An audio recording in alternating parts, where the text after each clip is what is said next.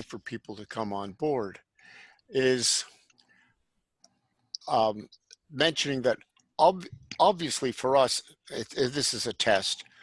And if it's successful, we may not necessarily try to repeat this on Sunday morning workshops, because there's nothing like being next door to people.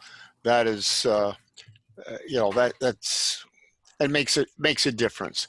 It's like going to a meeting, be able to schmooze, go off on a side, and all the rest of it.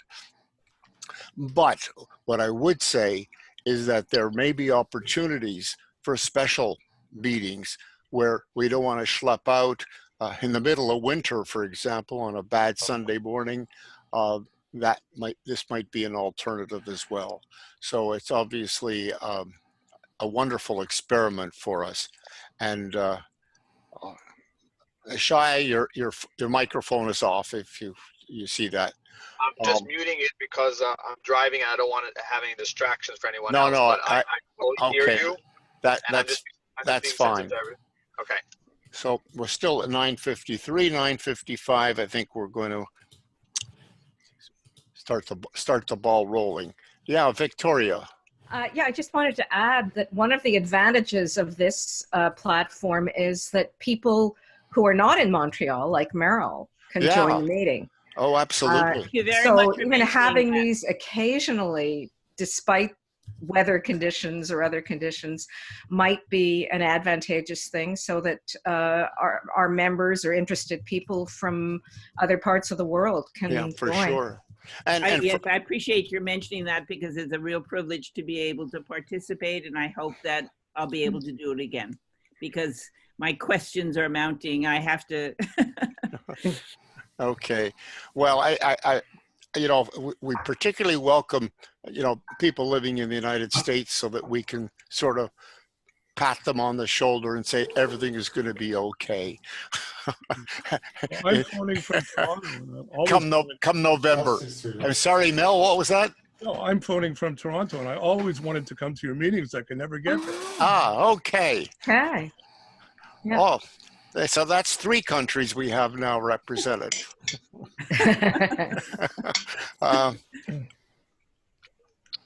Well, I think Mel, I was supposed to be in Toronto at the end of April to speak, but it hasn't been officially canceled, but there's no way it's going to go on, and I certainly will not travel. I can't imagine this thing being over by the end of April, that's for sure. Especially not the travel thing. I'm sorry? Especially not the travel thing. The travel was the last thing that will come back. Yeah. Oh, by the way, very important, because now that there's 12 people on the screen, or 12 images, it's important to raise your hand so that I can see where that person is speaking, even though the person speaking, the frame lights up. Sometimes it's not immediately apparent. I need a third eye, I guess it is. So it's 9:55. We'll start. Yes, Merle. No, your microphone is off again, Merle. I'm back. That's interesting. I had to just step aside for a minute, but my microphone, can you hear me? Yes, we can hear you. Oh, okay. Hi, Merrill. Hi there. Oh, where are you? I recognize your voice. Hold on. Okay. Hi there. My cousin is on. Michael Blau. Welcome, Right. Michael. And Michael. I'm a Blau also, and we're first cousins. Michael, where are you? Where are you? In Montreal? I'm in Boston. In Boston. Okay. How about that? Where in Boston?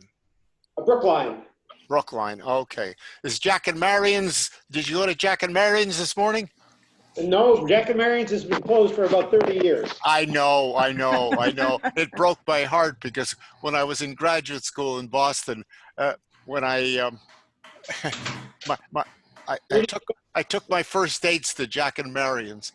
I'm going to go get a book, so this gets a little higher. Okay. So I think what do we got here? We have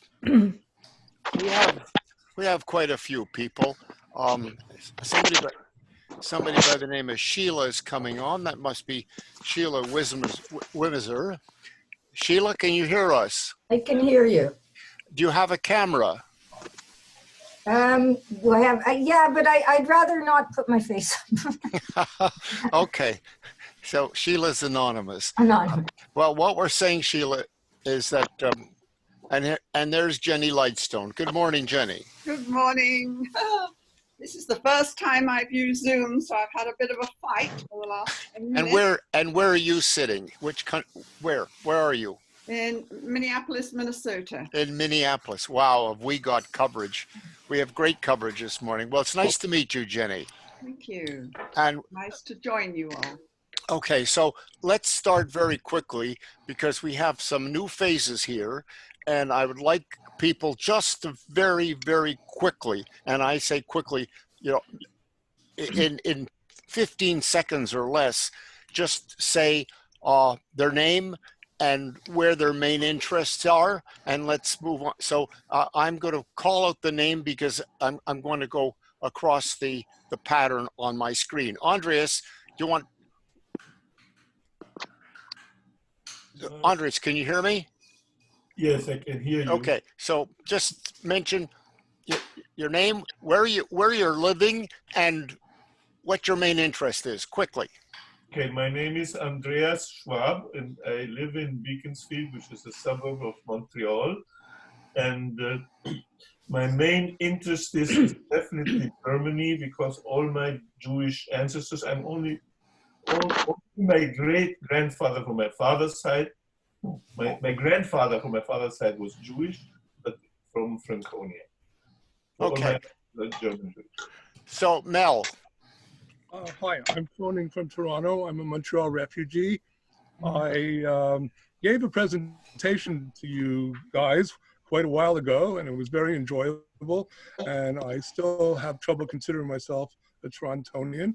So that's why I'm happy to be on your group. I'm looking for more information on my ancestors. They're mainly Romanian and also Polish and Russian. But I've got back to the late 1700s. Okay, great, Mel, great. Meyer. Meir Ravi in Montreal. I'm interested in the immigration condition or documentation of my immigrant and to Canada, to Montreal.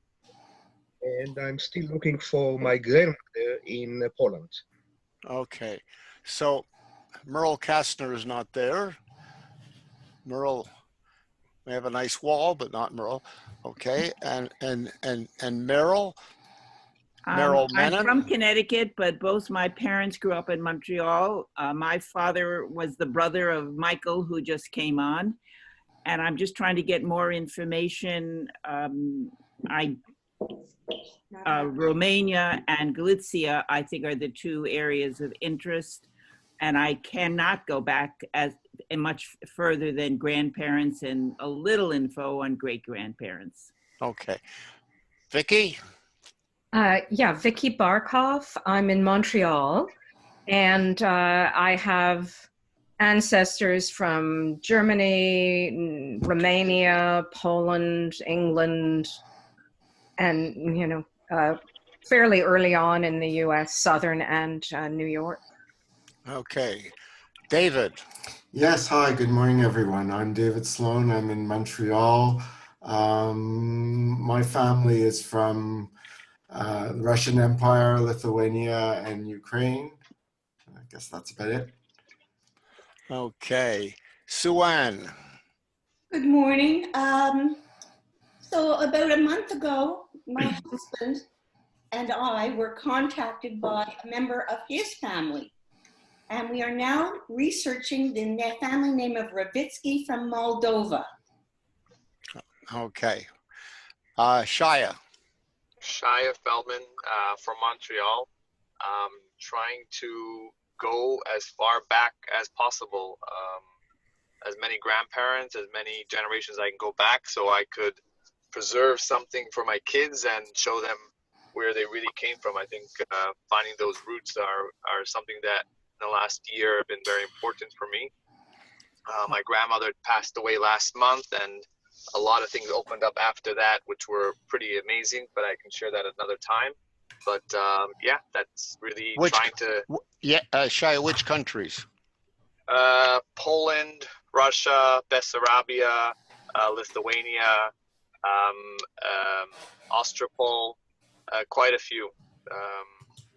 All different branches, all 33, try to simultaneously try to intertwine with them all at the same time. Okay, Philip.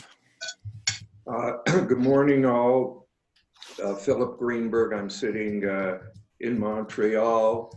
What I'm interested in doing is finding the exact lineage that connects our family to Rebbe Levi Yitzchak of Berdichev. I have a cousin in Israel who's really taken up the task. I've been talking about this for a long time, but haven't really done very much about it. We know that the connection is through my paternal grandmother, and so we're trying to, or we think it is, not on the male side, it's on the female side. So that's what she's really interested in. I sent Emily Alpert, is her name, the link, but I only did it about 10 minutes ago, and I said that if she were available, she should click and come on. She's originally a Montrealer, a cousin of mine. Thank you. Okay. All right. I should add that Philip's paternal family is from the most important city in Poland, which is Ostrów Mazowiecka, which is where JRI Poland started. So we share common roots, and I'm still upset that my great grandfather was invited to your great grandfather's wedding. Okay, Mr. Blau, Michael. Okay, it says Dean up there. That's my wife for some reason. I know. My cousin Merrill, who's here, started me going about 3 years ago, and I have done quite a bit of research on both my parents. Both my parents were born in Montreal, so all four of my grandparents came from Lithuania, Romania, and various places like that. So I've gone back to great-grandparents. I haven't been able to get past that, and so I'm just interested in doing a little more. Okay, so Sheila is the last one. Sheila? Hey, I'm from Montreal. I'm looking into Łódź and Galicia, where my parents were from. From where? I'm sorry, repeat. Both from Poland. My mother was from Łódź and my father was from Krakow, or Gazlau. And I can find in history from Łódź, but very little from Galicia. Okay. So I think we've covered everybody. I think so. So let me start by addressing those people who've never been to a Jewish Genealogical Society of Montreal meeting before. So this is basically the first time you're participating. So I think what I would like to do is give you the opportunity to ask your first question, and then we can go on to the next one. So that would be, Sue Ann's been to meetings, Phil's never been, and Michael hasn't been. Jenny, I don't think you've been to one of our meetings? No. Not from Minneapolis. No. Yeah, one of my favorite cities, and privately, I'll tell you why. Okay. And then we have Shia. Shia, have you ever been to our physical meetings? Yes, I attended one, and I tried to attend the other two in between then, but my grandmother passed away in the meantime. I wasn't able to attend it, so I was really excited when you posted that there would be a Zoom meeting. Okay. I really want to be part of it. All right. So, Merrill, if you had to answer one question, the most pressing question, the big breakthrough, the brick wall, what would that be? I'd like to find out when and where my grandfather Nathan Blau came from. I don't know if he came as an adult, as a child, and so I'd like to find out a little bit more about his journey. Okay, so he came to Montreal? All I know, and I don't think Michael knows, yeah, we just know he's from Montreal. He's Michael and my grandfather. Okay. And we know, his wife, Molly, we know that her parents were also in Montreal. I don't know, and I think she was born in Romania, but I think Nathan Blau was from Galicia. Oh. I don't know where or how he got to Montreal or at what age. Okay, so let me just give you some outlines of some areas, some ways to pursue the answer to that question. And if we have time, we can actually go into some specific detail. But we are blessed in the province of Quebec and Montreal by sources of information which don't exist for many other locations. To start off with, we have the marriage records, all the records, birth, marriage, and death records from 1841 to 1942 have been fully extracted. Now, you can see the birth, marriage, and death records, not the deaths, are not that many that were actually recorded in this way in Ancestry.com, but Ancestry.com does not have the full extracts. They'll have, for example, they'll have my mother and father's 1920 wedding, but it won't have their parents or where their parents came from or the exact date of the wedding. So you can be contacting Vitals at jgs-montreal.org, and someone will answer your question on that particular particular source. That would probably be Alan Greenberg, maybe Gary Perlman, and maybe me. The second thing that we have are the Montreal Circuit Court naturalizations. And those are absolutely vital because the naturalizations of Canada only survived from 1915 onward. The earlier ones were destroyed for some crazy reason. And so many of the people actually naturalized in the Montreal Circuit Court. And these are beautiful documents. So that's another thing. Another thing you want to do is to look at the Lovell's Montreal City Directory.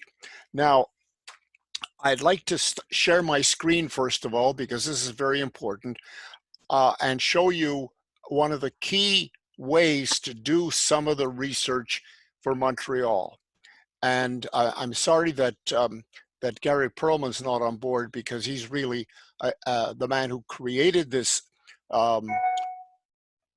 I hear somebody coming in. No? Okay, so. No, you hear my computer. I got just an email. Okay, so I'm going to share screens, and I'm going to go to Montreal. You see my screen, folks? Not yet. No. No. You don't? Yeah. Oh, share. I'm sorry. I had to click share. No. Okay. There you go. So now you see my screen. Yeah. I was not playing this slot machine. I want you to know. And we're expected to believe that. Yeah. No comments from the peanut gallery. Okay, so we go to the JGS of Montreal website, and we then scroll down, and we put in, we go to the Genealogy Dashboard. And this is absolutely a treasure. Now I'm going to make my screen a little bit smaller, see if that'll work, just so you see more of it. Yeah, okay. And here I'm going to put in, and what was his name? Blau? Blau. B-L-A-U, right? Yes. And his given name was what? Nathan. Nathan. Well, he may not have arrived with the name Nathan. Right. But I think you'd have an extra N there. Yeah, well, we'll leave that out. We'll just put Blau. And now what it's done, it's populated all these resources. And so you can go one by one and look. So we're going to start off by going to someplace down here. Death, burials, find a grave, Jewish resources. I should tell you that I do have found his grave, and I think I have found, Michael and I have found his marriage certificate, but not any naturalization, because I'm pretty sure he came before 1915. Well, but maybe he got naturalized after that. I don't know. Quick, David, where is that? I was muted, sorry. Oh, here we go. Yes. Yeah. Montreal Circuit Court. Okay. Now, it takes a little while. This is the Library and Archives Canada website. And all right, so here it is. We've got a Henry and we've got a Solomon. And Blaustein, neither of my family. No, okay, so it's not there. Now, did you check the Canadian naturalizations? No. Okay, so we'll put, because he may have come before 1915, but he may not have naturalized. So we're going to look for the naturalization records.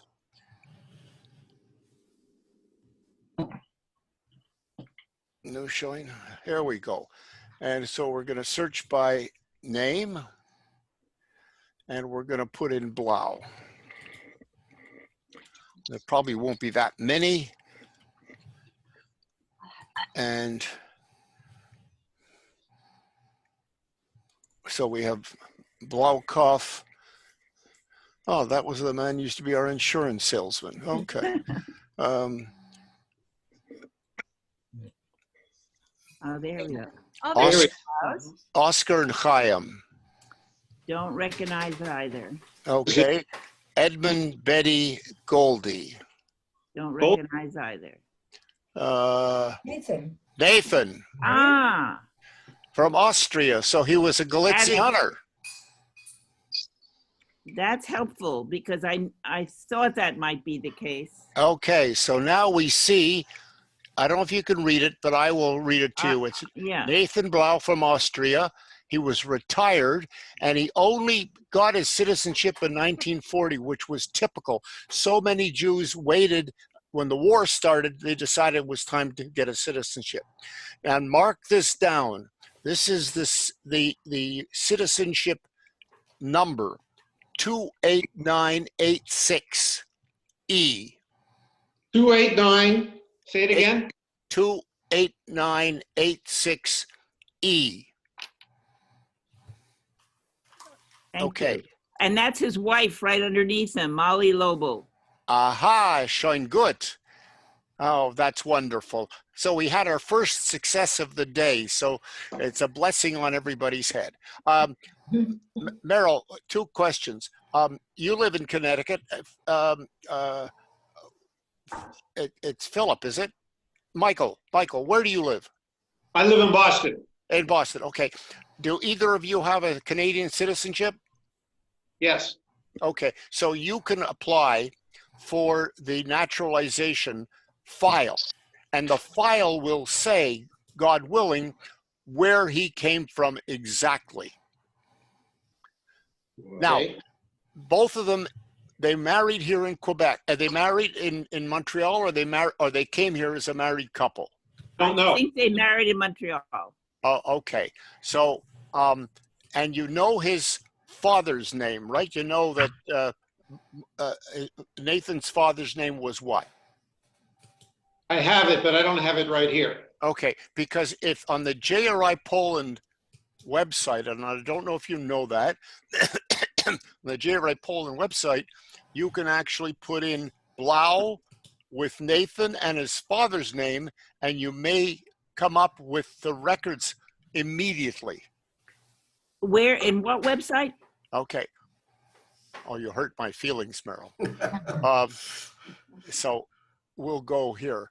This is this is Jewish Records Indexing Poland. And okay. So you're familiar with this? I am. Okay. I don't mean to hurt your feelings. So let me introduce you to my great-grandparents here. And my grandmother's brother's family. Okay, so now what we're going to do is we're going to go to the search system, search our database, and we're going to put in the name Blau,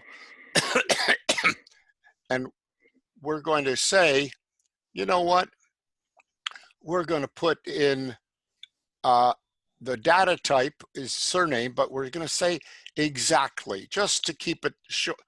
And we're going to put in given name, we'll put in Natan, and we're going to put in Galicia. We don't know where in Galicia, but we'll put in Natan, and let's see what comes up.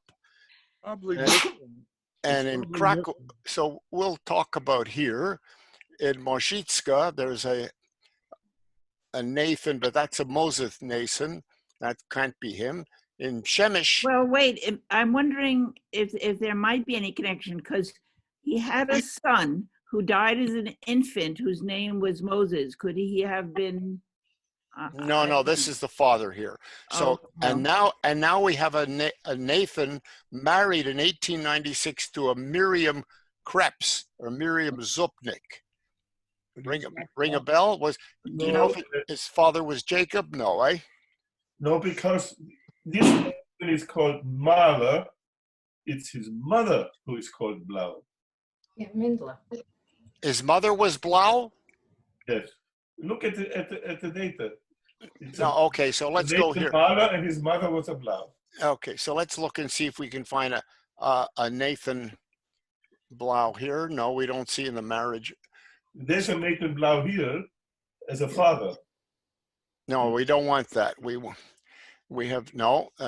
want that either. We want, because he's probably born, 1890 or something like. So Krakow, Novi Sącz, Nathan Mechi, and no, but he died the same year. Okay, so we don't see it. So it could be Natan, it could be Nussen, there could be a number of different things. So I just went and looked up something. Natan Blau was born in 1880. His father's name was Isaac Joseph Blau, and his mother was Fanny. Okay, so we'll put in Isaac, and we'll put in Fanny. But Fanny's probably Fega, and that's the, Fega or Freda. So, you have, there are a number of different options. Although in the Galicia, they tended to sometimes use the Germanic names that we know. And here we have in Lvov, in Yaroslav, we have no, that doesn't work. And pardon me for going fast, but. No, just one question. One of the records said that he was from Austria, but your website concentrates on Poland. No. You have to understand, they say Austria because it was the Austro-Hungarian Empire. Okay. And it was the Galician province. It's like saying Quebec or Canada. Okay, thank you. All right. So that's very, okay. So we're not going to get bogged down with this. We're going to go back to Zoom, and we're going to return to meeting. Is that it, David? We return to meeting? I think so. Let's try that. You should be able to stop the sharing. I'm trying to see. Yeah, it should say stop sharing. Share again. Maybe. Where does it say stop sharing? On top. On top, usually. Under view options, perhaps. On top. I think I can do it. Okay. There we go. Okay. All right. Thank you. That works well. All right. So I think I've addressed the key question for Michael and for Merrill on getting that key information. Once you know where they're from, the door and the window opens wide, and you can get all sorts of additional information. And so that's what you have to order. Now, did he live in Montreal? Was he living in Montreal until 1940? Yes. Okay, so the next thing that you want to get at the same time, because one may come earlier than the other, is the Canadian 1940 national registration. That particular document, everybody living in Canada, citizen or immigrant who is not yet naturalized, had to register over 16. And this naturalization, and I could go to show you what it lists, but the important thing, it lists the place of birth of the person and the place of birth of the parents. Sometimes it'll only say the country, but mostly most of the time it does indicate the town. And that's important because often the mother is from another town. So that's something it costs you in Canadian dollars, not a real American dollars, in Canadian dollars, $48.15. Okay. Thank you so much, Stanley, and all of you for your patience in Stanley answering our question. It's not necessarily what you know, it's knowing where to go to get it, and that's the important thing. And so now we're going to turn to Jenny, who's ladies before gentlemen. Oh my. Jenny, tell us that one question that you really would like to answer. No, I'm going to pass on the question. I am a Lightstone. I'm not. My husband is. I have a lot of information. I did it all in the 1980s. I'm not on Ancestry. Haven't joined anything. So I'm relatively okay. Michael Lightstone came 1869/70. I think I found him on an immigrant from entering Canada to Montreal. And he married a Fanny Goldberg and had 11 children. All those children were successful. One of them, of course, is the opera singer that always.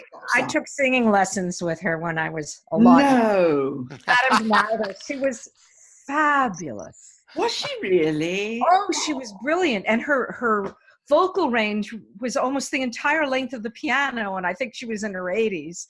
And she talked about having sung with Caruso as a young girl, and she was quite a character. Hey. All these 11 children were quite characters. Okay. My husband down a few generations. So we made a shidduch here. Okay. But I did all this research prior to most of these databases being available. I am on the JRI Poland pretty much at the beginning when you got going, and I haven't been back recently. I just feel I should tap into all these resources that you are suggesting to see if anything else has popped up. Okay, so let me stress something, and I think everybody here is familiar. It's so important not only to get the information, but to have a place to put the information and have a place and be able to then communicate and share those details, because we ain't all gonna live forever, and it's absolutely vital. I mean, I'm planning 120 years at least, but we'll see what happens. Now, when I talk about this, obviously we're talking about photographs, and anybody who's been reading the Jewish Gen mailing list, which is also interesting to read, the various mailing lists, because they often spark questions on your own, and they also have information. But they know that there's been a thread, a discussion the last week on what to do with old photographs. And there's voluminous information on that.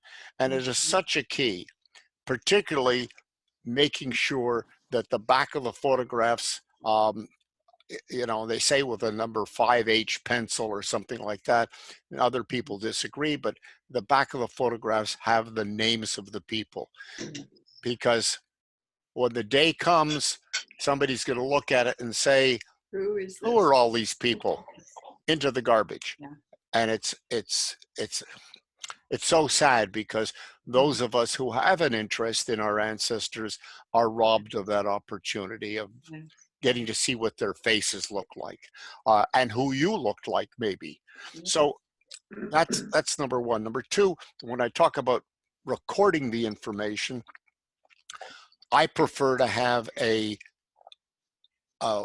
family tree software on my own computer, but a lot of people today are putting it online, whether it's Ancestry, MyHeritage, at a variety of locations.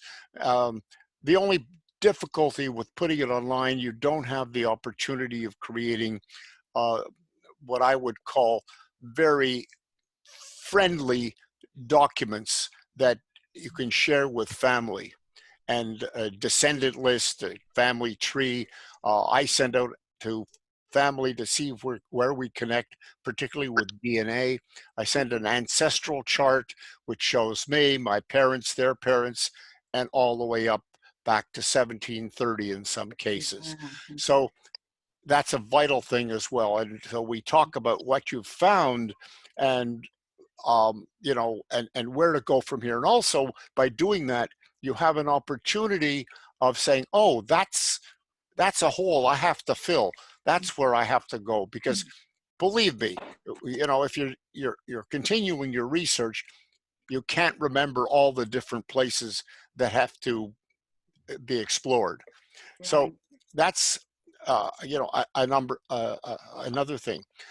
One of the other considerations, and that is, we all talk about births, marriages, deaths, but there are so many other sources of information today. They're absolutely overwhelming. Now, you don't have to do everything all at the same time. And what my philosophy has always been is, as long as you are keeping at it, then it's worthwhile. So Jenny, just to touch on again, if you had to answer that one question, where and what would it be? I don't have a question. All I'm asking is, I've got it just myself on my family tree maker on my computer. I have sort of, I don't know, my side and the Lightstones. And I've written a book on the Lightstones, but I haven't written it as a genealogy thing. I've written it as what these people were like, but I've tried to put in some sources, not as sources, but the reason I'm saying he was born in 1829 and all that. Well, I just wondered. If you don't mind, have you shared this book? Nobody. With nobody. Okay. Well, you know, the old story is that sitting on your shelf, it doesn't get the kind of exposure that it's needed. So, and I must tell you that sometimes a book written by somebody somewhere many years ago can have a treasure of information for some people. The Lightstone family in Montreal, is that Sheila Lightstone? Well, there was a Sheila, but she's minor, very minor. I see. She's connected.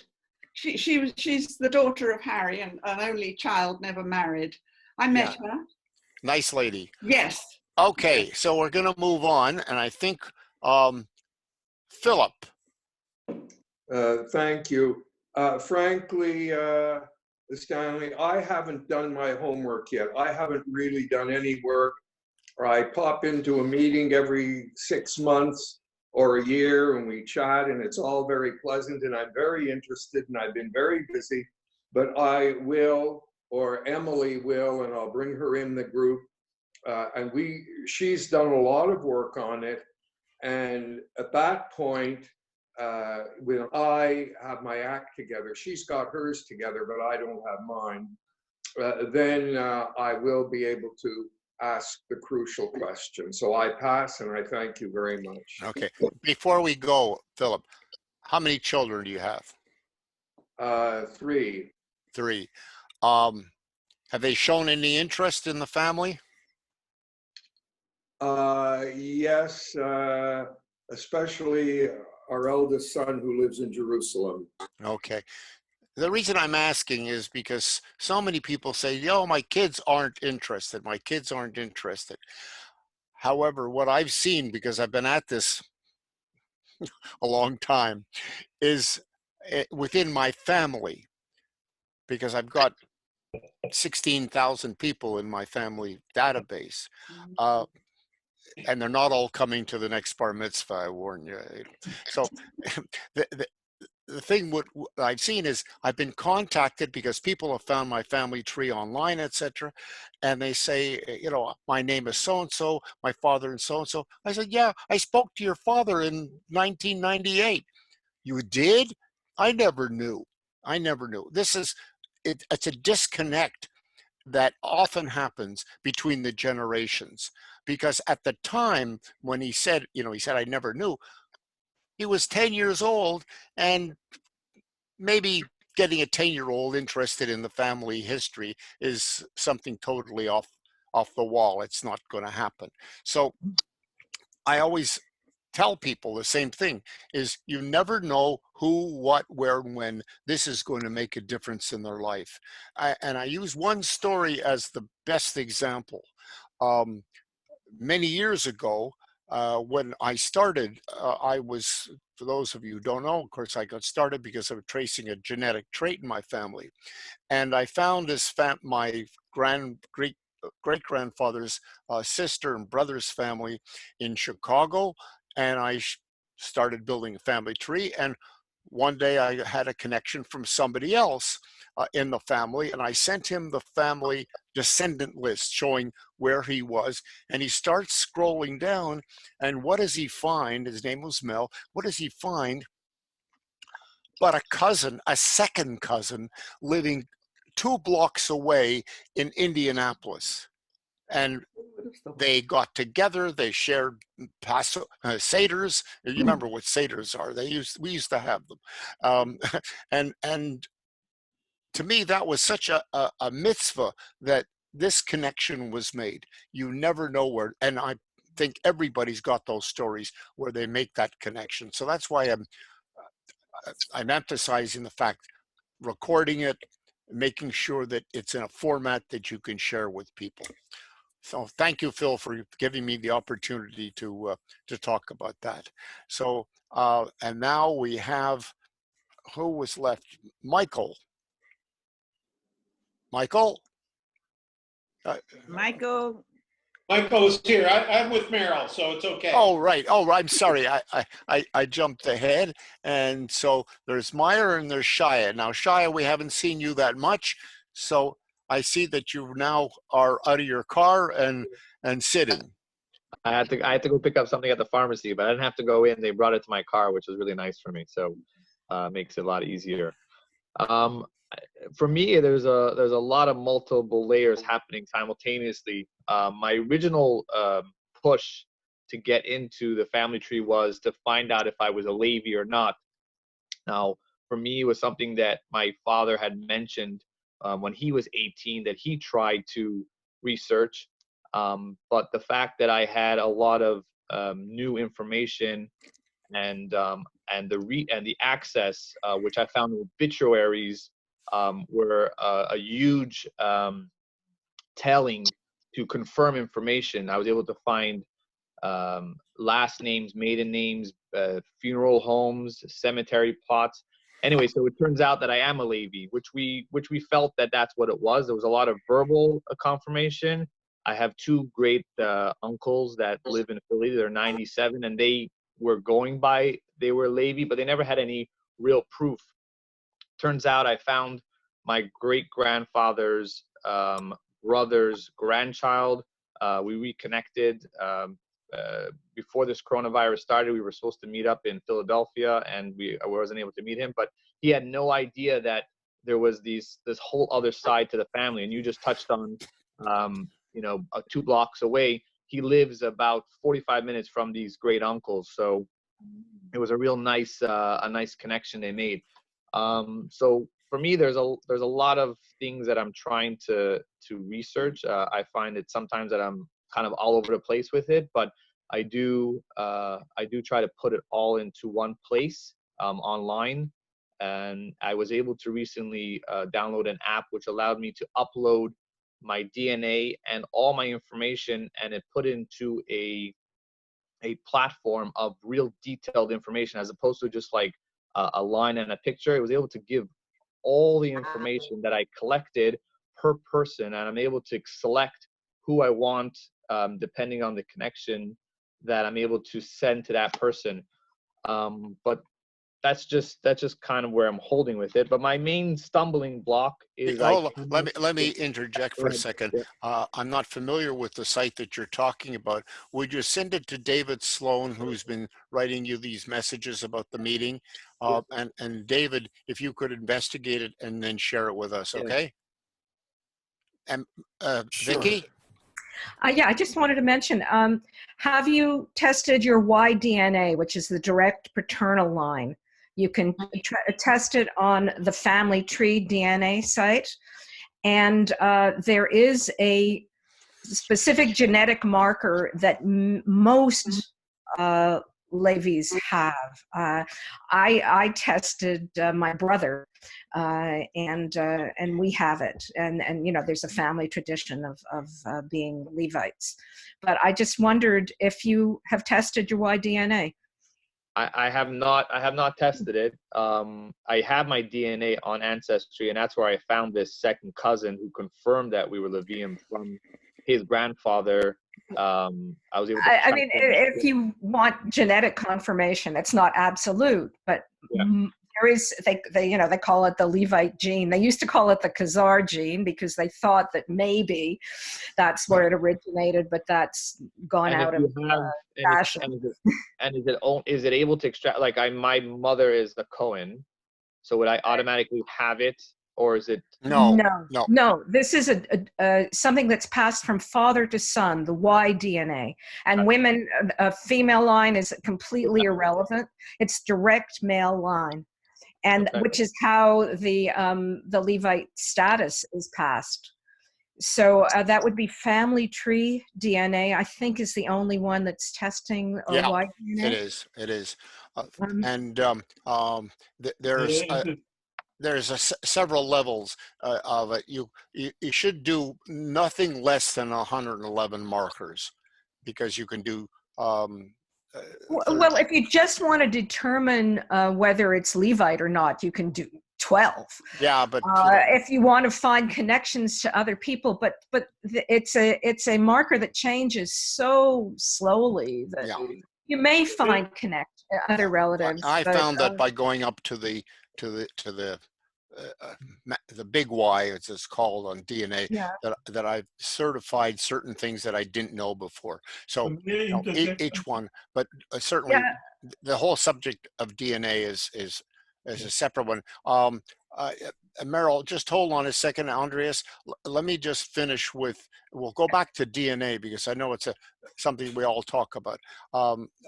So Shia, do you want to give us the rest of, where you're specifically looking? So the final thing with the Levi was I was able to find the gravestone of my great-grandfather's brother that had Levi written on it.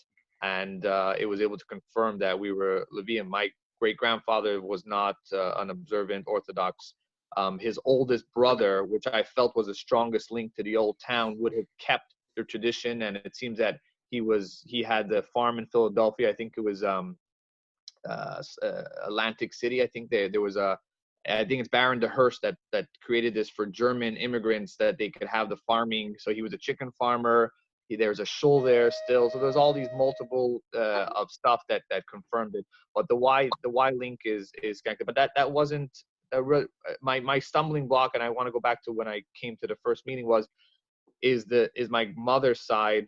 I went on the Naturalization Canadian records. I went on to the Census. I contacted them, and it seems that he immigrated in 1989. He came to Canada. So he's not on that 1915, because I found his wife, my great-grandmother, I found her in 1940 something. She naturalized, but I can't seem to track him down. So he came to Montreal and you don't know where he came from? I don't know. I don't know. I did your idea of Jewish gene, and I sent it out to 75 people that came back as Daniels. I gave them a detailed information. One person came back saying that there's a chance that my great grandfather and his great grandfather were brothers, but there's no way to make that link because there's no evidence, there's no proof, there's nothing to go on. It's Are these direct male lines that you're referring to? No, they're both Kohanim. They're both Cohen. So, well, then definitely the Y DNA will confirm that. Right. So right. that would be the option that you take. So my Stanley, can I say something quickly? Yes, Mel, go. I have a lot of ancestors that came in the 1890s, and I couldn't find any records.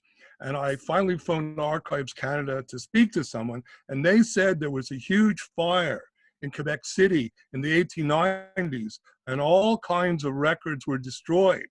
So unfortunately, people are wasting their time trying to find records from the 1890s that may have been destroyed. So I don't know how that would out. I don't know. You're talking now about the United States or Canada? I'm saying Quebec City records. People arrived in Quebec in the 1890s. Oh, wait a second. And I can't find any great-grandparents, and I know they arrived in 1890, 91. I can't find my father's side. I know they arrived in 1898, 99. Not there. And I was told by Canada Archives when I phoned them that records have been destroyed in a large fire a long time ago. Well, okay, so but we're talking about people who came to Canada in 1890 or so. Right. And came to Montreal. Quebec City. Quebec City. Okay. Have you looked at Quebec City directory? I've looked at everything. They told me the records are destroyed. No, which records are they referring to?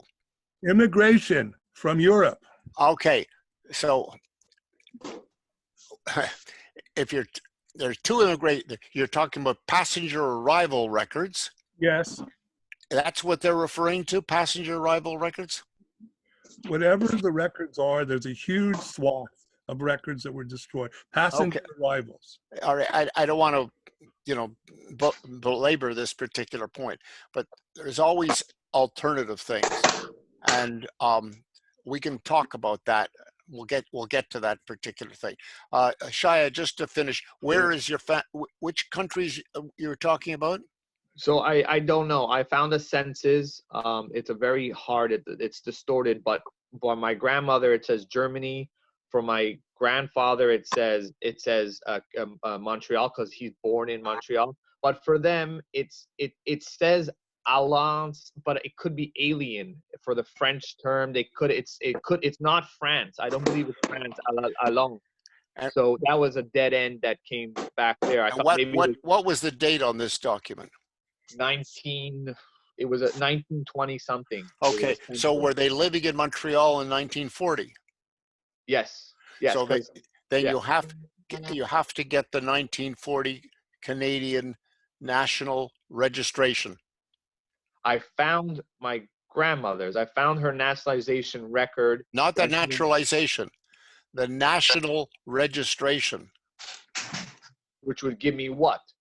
Oh, let me just show that again. Okay, I'm going to share screens, and I'm going to go share screens, and I'm going to go to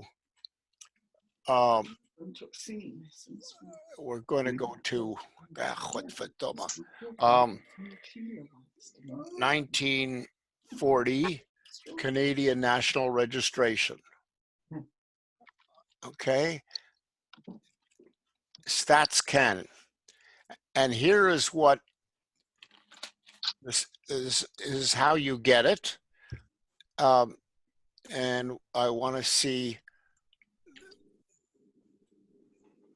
the subject. No, we want to go back. no, I don't see the where. Okay, let me go back here. I see something that says order. Is that what we do? Oh, no, here's what, yeah, that's what, but this is what I want to show you. It shows the questionnaire, place and country of birth of individual and his or her parents. Right. So and nationality, it should show when, year of entry into Canada if an immigrant. Right. And so here's I sent information to the Canadian Library of whatever it is. Library and Archives Canada. Yeah. I sent them all the information. I filled out the whole form, and they basically sent back to me that they cannot find anything. Yeah, but listen, this is not the naturalization. This is a census, a 1940 census, a special census during wartime. This is a treasure. It was where I discovered that my great-grandmother wasn't from one town, but was from another. Right. So please, here's. I have it here right in front of me. Okay, so that's the one that you have to do. All right, so let me go back to. And do you click on order? Is that what, like Michael should do? Yeah, you click on order, but you also have you have to have the address where they were living. Ouch. And in order to get the address where they're living, you go to Lovell's City Directory. And so, going back to the JGS of Montreal website, you then would fill in the dashboard, and you would then get to the Lovell's City Directory someplace here, and it will come up, and you can then get the where they were living in 1940. You should also check where they were living in 39 and 41, because so here it is. Lovell City Directory, you go to Steve Morse, and what was the family name? Daniels. Daniels. Yeah, D-A-N. Well, that's probably not originally. Okay, well, they're probably registered under there. And we want the year, we'll go to 1940.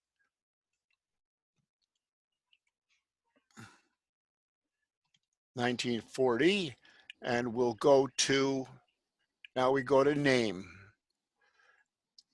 And now you'll see that it's downloading. It downloads a large PDF file, and then you just have to scroll through and find out where they were living. And often what's interesting about the Lovell City Directory is if you find out, for example, that,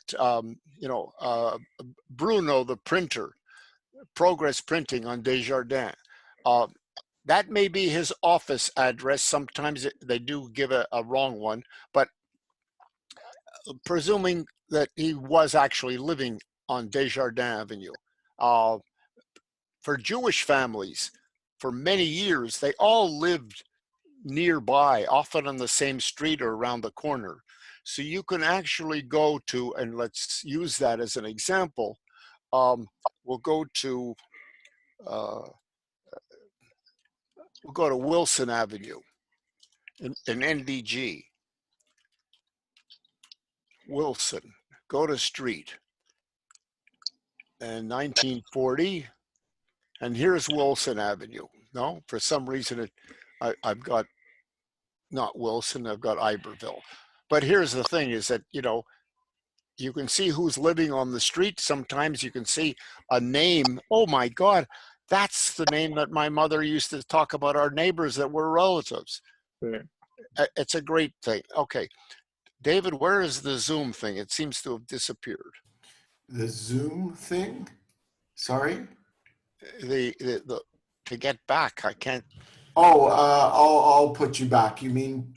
Oh, here we go. All right. Okay. Thank you very much. You're welcome. All right. So, who haven't we spoken to? Sue Ann, we haven't spoken to you, right? You know, I asked somebody else. I completely forgot my question. Okay, you work on it. Meyer. I spoke with Janice Rosen and I got the files of immigration for my in-laws. So my mother-in-law came in on a ship in 1948 at Quebec City. Her name is Pesla Fried.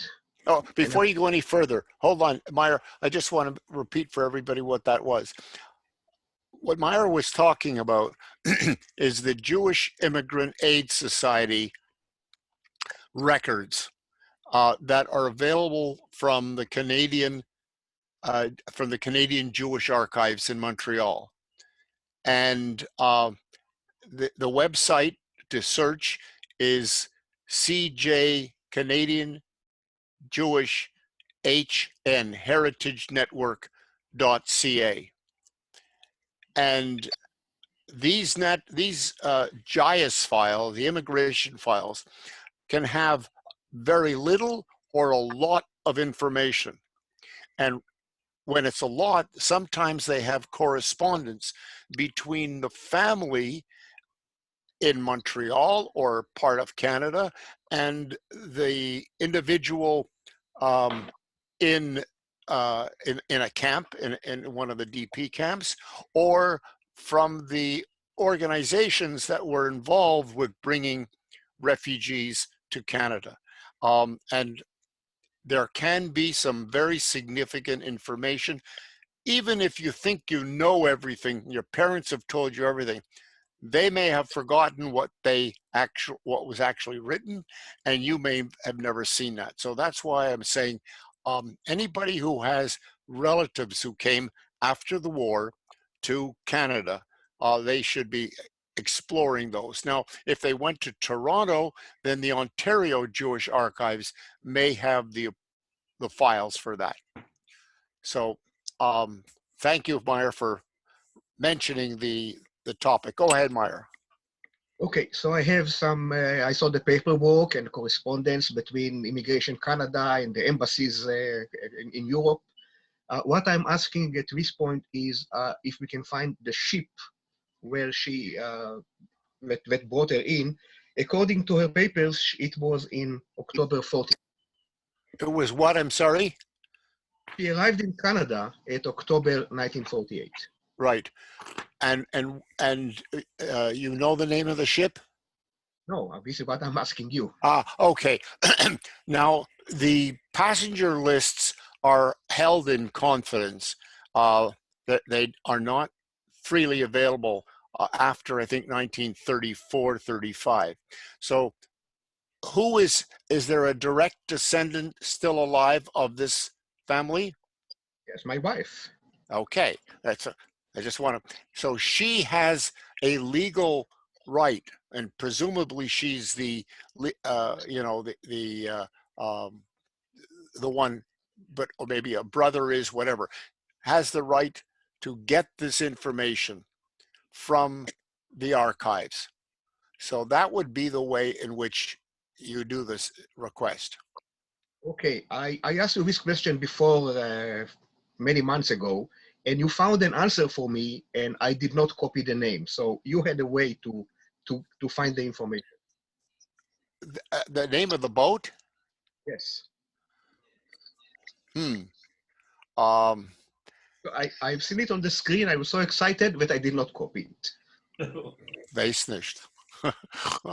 I don't remember. Yeah, Meyer, we'll address this later. It's a specific question. We'll address it later. Perhaps if we have time, we'll go through it again. But for the moment, let's move on so we get everybody. Can I ask another question? Yeah. My grandmother, the family name was Kisfine, and she was from Turisk. From where? Turisk in Poland. In Poland. Spell that for me. I have it as Turijsk. That's the spelling I received from Ukraine. I'm not familiar with the town. Do you know where it's located? No, I guess continue on. I will check I will check on the internet, and if we come back to me, I will have. Okay. So who else have we got to talk to right now? Merle is not here, and Yossi, Shia, we've already taken. Mel has his hand up. Mel, hi Mel. Go ahead. Okay, a couple of brief things. I was checking Jewish Gen, and my original family name is Zalmanovich. And I put in the name in Moldova, and not very much came up. But the problem is that last names came in relatively late compared to other places. So what I did is in first name, I put Zalman, or else I put Wolf, which I knew were first names of families. And it seems like a little bit time consuming, but I found relatives because I could tell who was the son of who. And that can be a clue for people who try to put in their last names and don't find anything. But for example, I put Zalman Sin, I put Wolf Sin Zalman, and I found an entry for my great-great-grandfather. Now, you're talking about Pruchnik in Poland? I'm talking about Romania. Romania, okay. The Romania database. Right. And I'm saying is that in Romania, I don't know the official date, the last name started officially till the middle 1800s. Right. So I did find eventually, through also help, Soren Goldenberg does some searches for actual documents. But this led me to basically get documents where you don't have last names. So Wolf, son of Zalman, became Zalmanovich. That's how we got the name. Zalman is the first one, and I found that Zalman's father was Hilla. So I'm just giving people a clue. If you have Romanian things, try first name, and you use the Romanian ending SIN, the word SIN, so you put just last name, just first name, to see if something familiar will come up. And there's not infinite amounts of Zalmans or infinite amounts of Wolves, and it could give you a clue to get back a generation or two. Well, I will tell you, and thank you for mentioning it. One of the things that we can do on JRI Poland is we can search by a number of different parameters. You know, if the name happens to be Yanko Goldberg, there's 675, whatever it is, Yanko Goldbergs in Poland. Which one is yours? And even if you don't know anything other than the date of birth or the year of birth, you can narrow that down. You can also narrow it down by the location. And if you happen to know Yankel's father, like you said, and you put that in, if we've extracted the records in JRI Poland, then bingo. One of the great stories that I love about, shall we say, brick walls is the people who don't know the family name. You know, in one of my families, I looked for the DeMacher family in New York. There was one group of people who carried the genetic trait that I was tracing. I couldn't find the DeMachers. And ultimately, I found a DeMacher who said, oh, that DeMacher family changed its name to Goldberg. Now, that is a real challenge. But what happened in Bialystok was somebody was looking for a name, and they knew the names of the 4 sons who were born there. And so we put in the names of the 4 sons in our data, and there was only one family that came up with the same 4 sons. And everything made sense because you could see the father's name right away. They didn't even know the father's name. So these are the kinds of things, the tools that are available. And often you need a reminder or you have to learn about it the first time. Okay, it's another fast question. So as I said, I mean, that there's certain relatives who came in the 1890s and I can't find the records. I can't find my grandfather who arrived in Quebec City, but I can find my grandmother who arrived a year later in 1900 in Montreal. So It's just one of these mysteries of things. One other fast point, I have this great-great-grandfather who came in 1890 to Montreal. I can't. Hold on just a second. You talk about these people who came to Montreal. Did they stay in Quebec City for a while? No. They didn't. They came to Montreal. Right. Okay. Well, write us, vitals at JGS-Montreal, because one of the things we've learned from having all the data for the Jewish vital records of Quebec, is that some things were not written. So what was the family name again? Sobolewski, Sobelofsky. Yeah. So I mean, did some of them become Sobels? No, they became Sobeys. Sobeys Silk Shops. That was their grandchildren.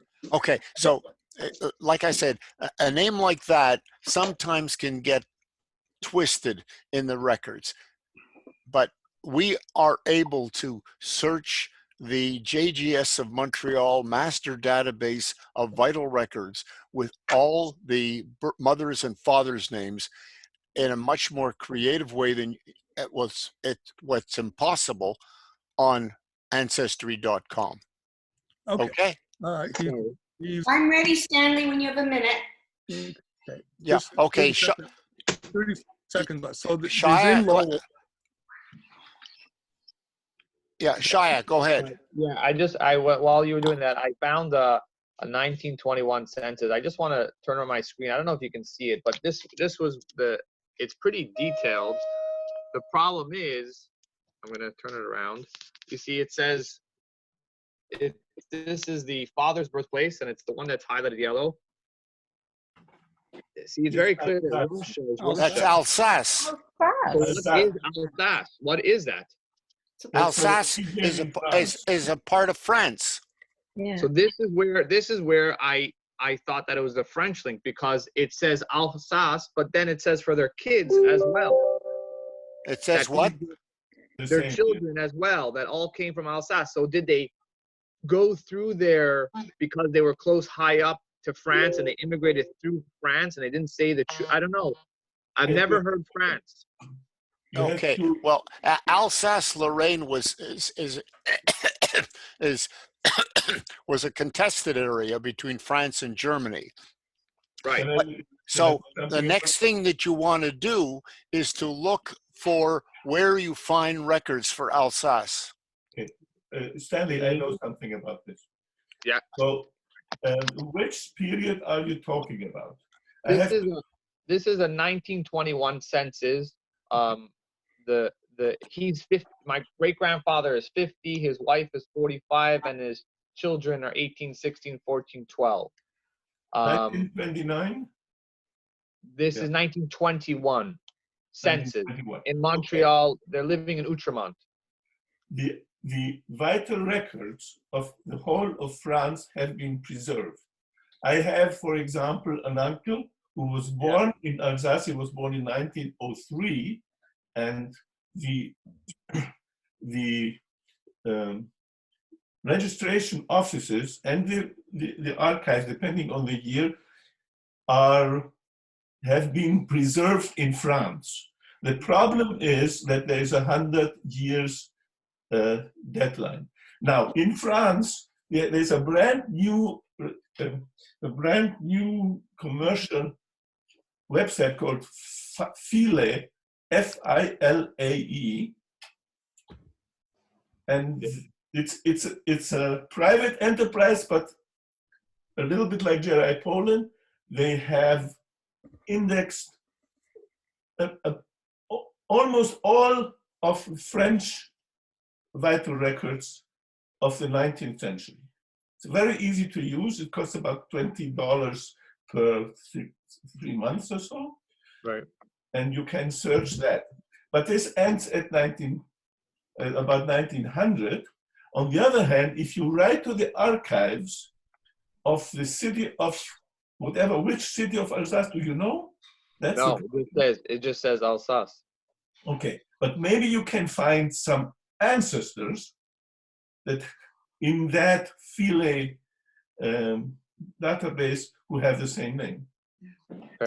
And I might add, thank you, Andre. That's fantastic. It's FILAE.com, I think. Yeah, I might add that we at our Sunday morning workshop, probably 10 years ago, a woman was looking for her family. And I don't know, Vicky, if you remember this, but it was such a joyous thing. We looked on the Jewish Gen Family Finder, and she said that the family was from Alsace. And who was on the family finder but a second cousin? And that second cousin, and I wrote to her right there and then using the web form. Within minutes, she answered. This lady had been looking for the woman in Montreal, that family, for years, didn't know where they had gone. So for me, when I hear Alsace, it's joyful. Now, the other thing is, of course, go to the family finder. Is everybody familiar with the Jewish Gen Family Finder? So let me just, again, share my screen. I think this is an interesting opportunity. We'll go to the Jewish Gen Family Finder.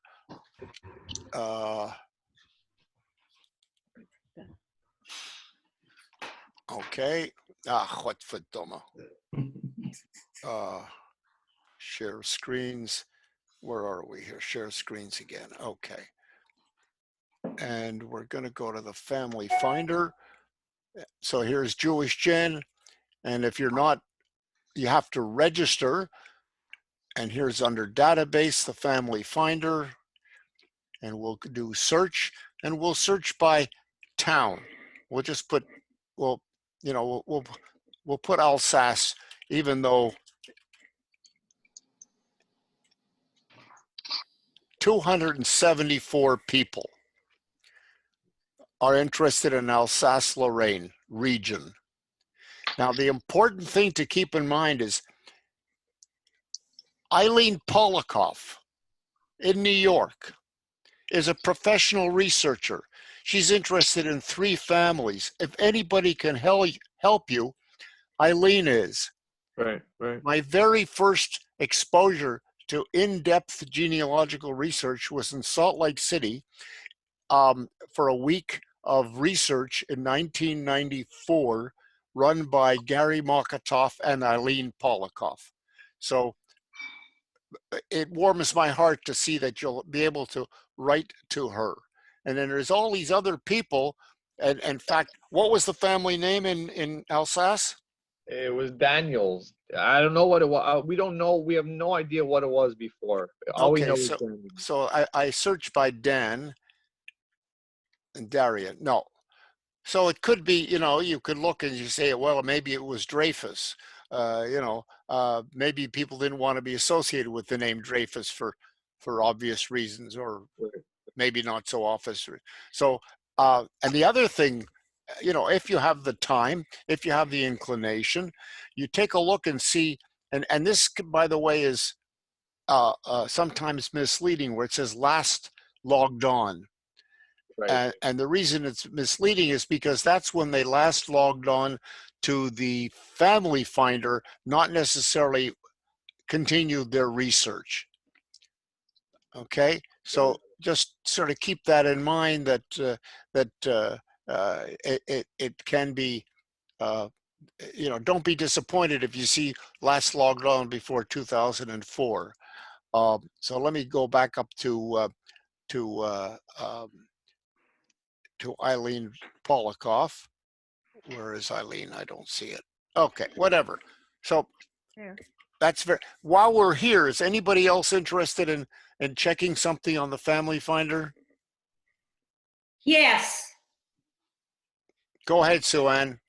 The name is Ravitsky, R-A-V-I-T-S-K-Y. R-A-D.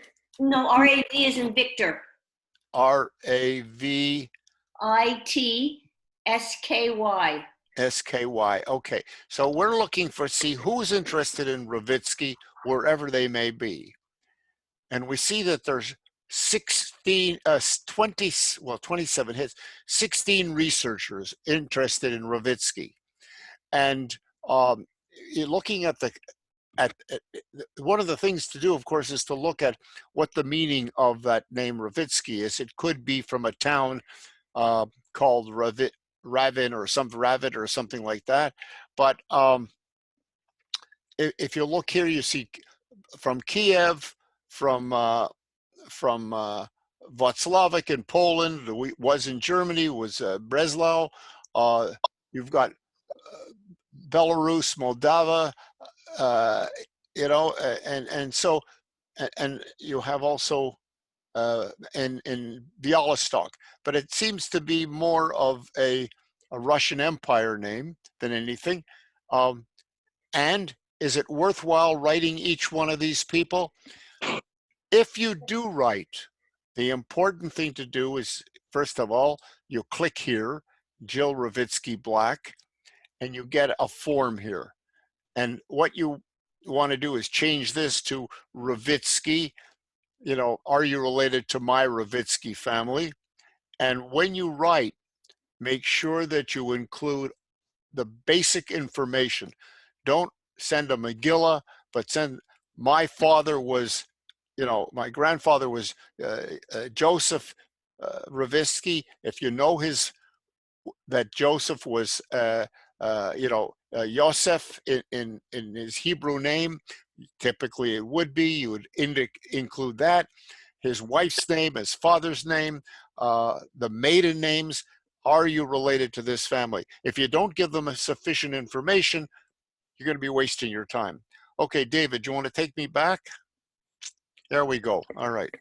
So, Andy, come here for a minute. Who's got a question? I think we've addressed everybody here so far. I have my question now, Stanley. Okay.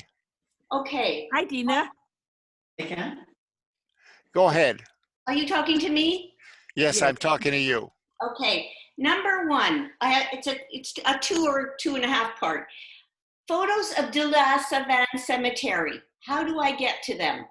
Photos of what?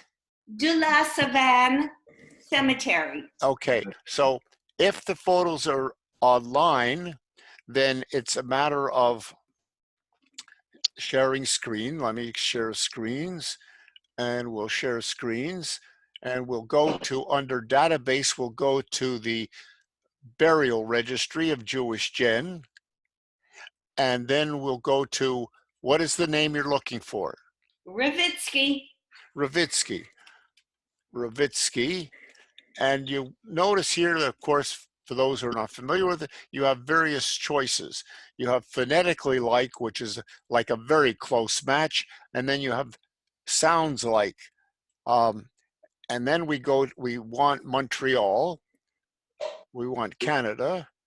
It's Quebec then. Quebec, and we search. And we see there's 11 records. And so who are we looking for? Hirsch or Gersh or Harry. Okay, so we're looking for. There's Harry at the bottom. There's Harry. So we look for the full burial record. Is this the one? Perfect. Okay, and you're gonna, now here is the key.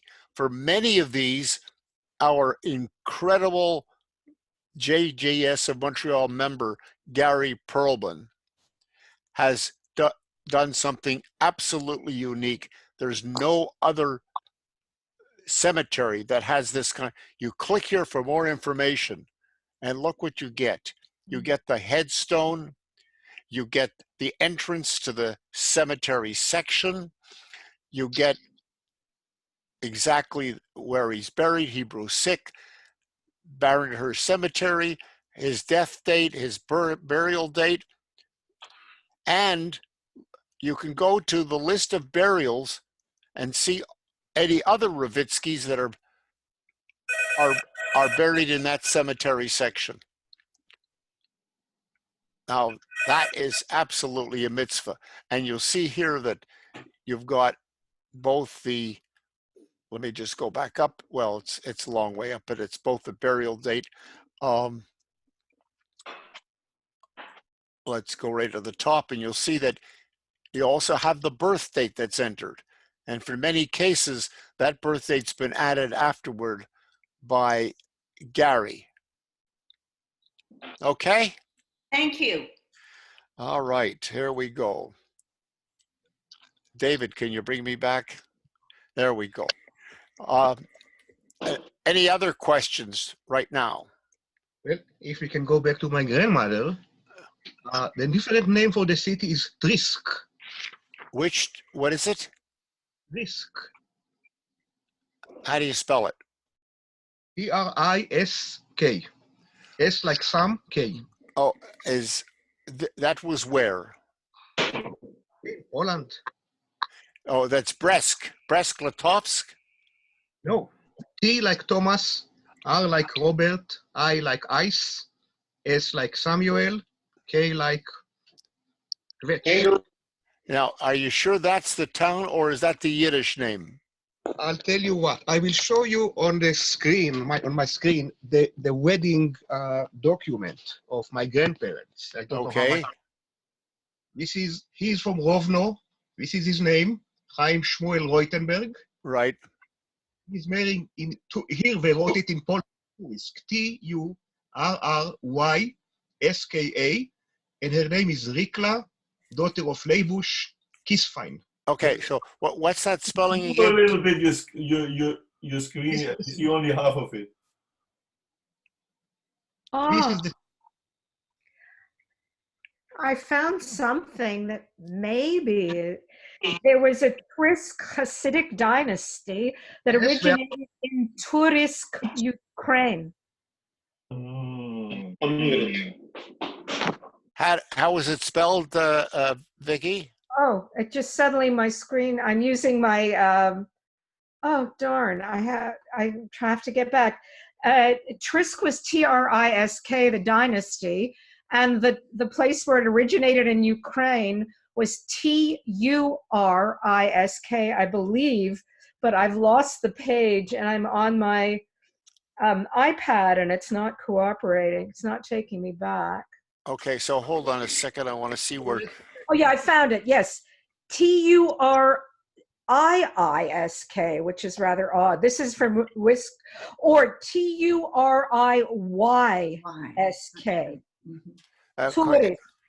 Yeah, and if you want to find out more information, again, we'll come back to you in a moment, Meryl. So let's go back to sharing screens, and we share a screen. It says here in Jewish Gen, T-U-R-I-Y-S-K Ukraine was Turisk, Poland at some time. Okay, so that's a Galician town. So here's the people can see the town finder, and it's T-U-R-Y-S-K. I-Y-S-K, but it'll come up. Okay. Yeah. So, and here it is, Turisk, and we click on that. And you can see it was Poland, it was Russia, it changed. In the Russian Empire, then it became part of Poland, then it became part of the Soviet Union, and then it became the Ukraine. And it shows here all the nearby towns, and you'll see here that it's got JRI Poland. And if we look for the records, I don't know, let's people see what I clicked on your town. We click on T, and we look at Turisk. We don't see it here. No. Okay, that may be because the records were kept in another town, and I will tell you which town that is. I just have to get a book. The book that I'm using is the Galicianers, the Jews of Galicia, but this information is also online. I just happen to find this very convenient to take a look at the book. So let me show people what the book looks like. The Galicianers, a lot of interesting information written by Susan Wynn, a real expert. Looks like it was near Chernobyl. Let's go here. Tourist. That doesn't make sense. T-U-R. Highway. What was that spelling again? T-U-R-I-Y-S-K.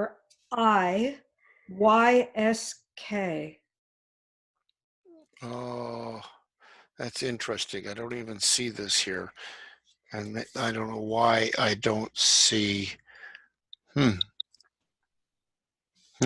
don't see it. Okay. Anyway, it's the way to find out more information is to contact the town leader. The town leader. Oh, this is Tikochin. I'm sorry. My apologies. Let me see. I'm looking to find out where it was. No, it's not there. I clicked on the wrong thing. So the person to contact would be Mark Halpern. Mark is the archive coordinator for David. Can you bring me back, please? The archive coordinator for the AGAT archives in Warsaw, which have all the Galician records from right up to the war, the start of the war, and going back to about the late 1870s. So that would be the thing to do, is to contact Mark. Have you been in touch with him before, Myra? But I have different information on my screen right now. There is a Trisk website, and they say the city of Trisk in Yiddish, Turisk in Ukrainian, and Tojisk. So in so it's in Polish is what again? Tujisk. T-U. Wait a second, I was reading it in Hebrew. I will have to switch to the English. Find it. History. They are not showing me. I guess it was. Okay. On US Gen, it gave the alternate spellings, Stanley. Okay. Okay. Stanley, Wikipedia says T-U-R-Z-Y-S-K. T-U-R-Z-Y-S-K. And it's in the Volyn Oblast. Oh, in Volyn. Okay. So when it comes to Volyn, the Kremenets group are very knowledgeable as well. But once again, now that you have the town, you go to the Family Finder and see who the experts are. Okay, thank you. Okay, next question. Anybody's got a question here? Yes, Mel. 2 questions related to earlier comments. One, and answer whichever one you prefer. You mentioned about 111 markers on DNA. Right. I've tested with 23andMe and received so many, over 1,000 relatives, and have not found anybody. And I'm just wondering if that is related to something I should be looking out for. Well, first of all, if you're going to do a Y-DNA, it has to be a male member direct descendant in your family. I see. So this was only referring to the Y DNA. Yeah. So that would be, your brother. That would be, if you're looking, depending on you're talking about your father's line, it would be a brother. It would be a cousin, son of your father's brother, or all the way back up. And so in my case, for my genetic research, I knew that my grandmother inherited the trait from her father. So, and I have traced that family back to 1760. So I got a cousin with that name to actually do the DNA. Now, something very important, let's get back to the DNA, because the one thing that we all have to keep in mind, of course, is the endogamy factor, the fact that in every family there was so many intermarriages between cousins uncles and nieces, etc., etc.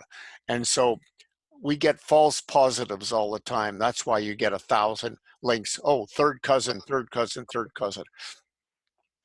What is very important to keep in mind is that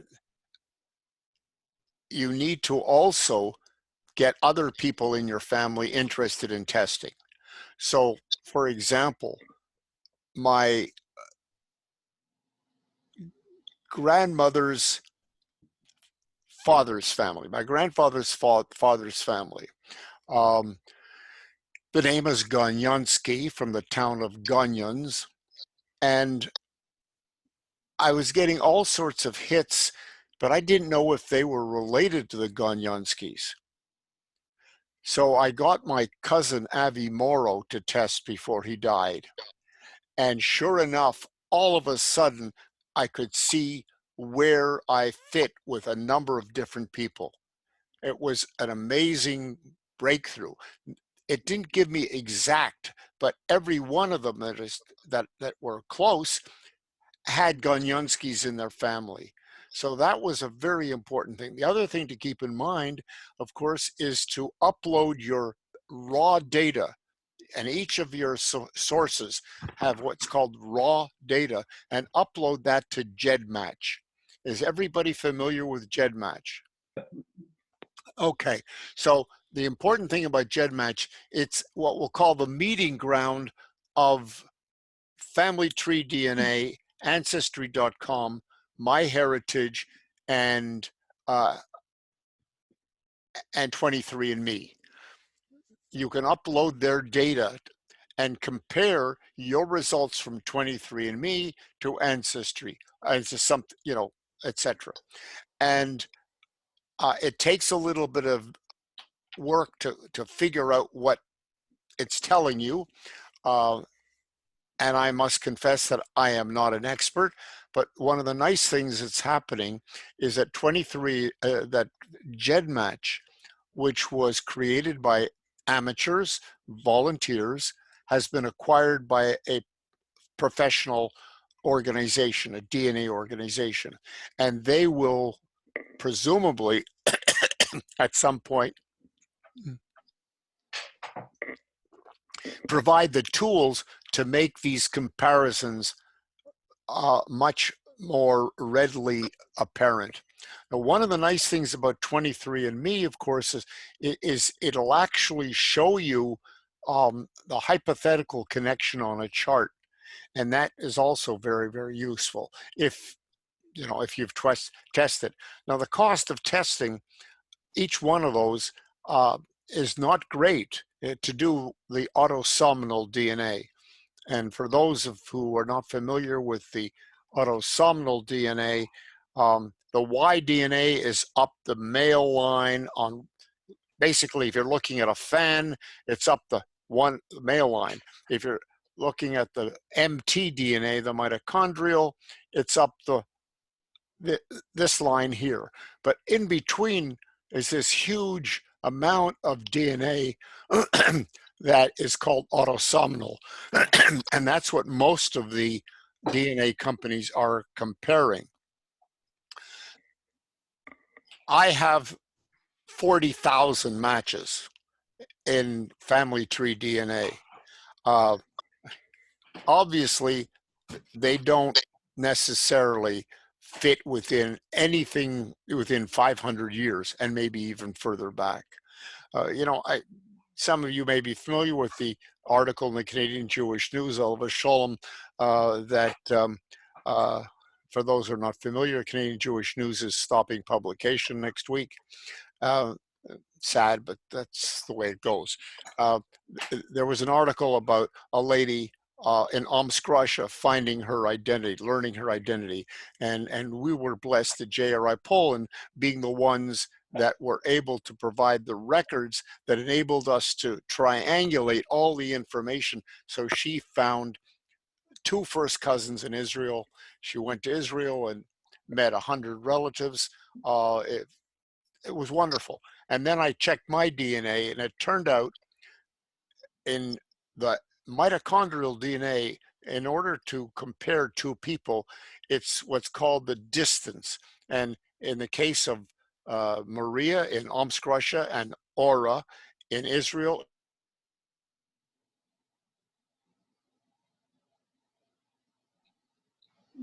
Yeah.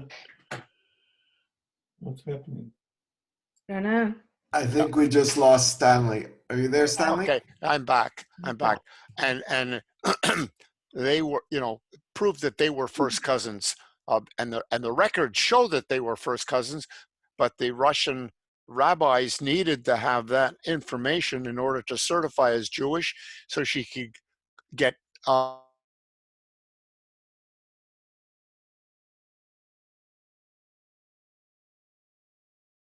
disconnected again. I don't know.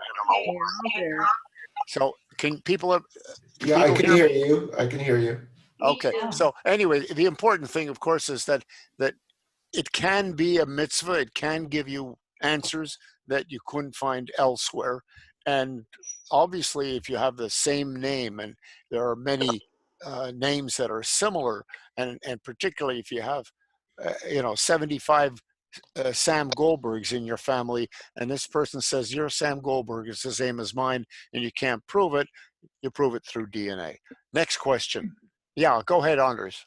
Yes, I just wanted to point out, in order you understand better the biology, every human has, I don't know how many, 48, 46 chromosomes, and one of them is the Y chromosome.